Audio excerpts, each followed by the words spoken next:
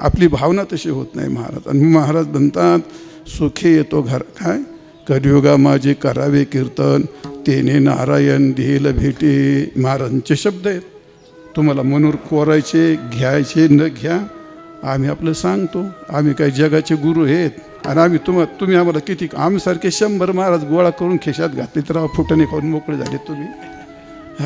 आमसारखे लई गेलीत माकोजी. म्हणजे ठीक आहे नामस्मरण करायचं आणि तुमचा देव भेटेल, पण मग त्याकरता काय करावं. महाराज म्हणले काही करू नको, डोकं नको चालूस.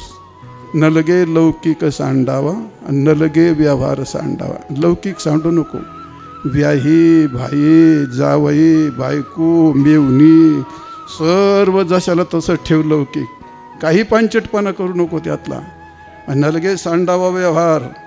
राजकारण करतो ना चांगली गोष्ट आहे कर, ते फार वाईट आहे अशातले भाग नाही. गावकरण करतो कर, तुला त्याच्यात रस ते कर.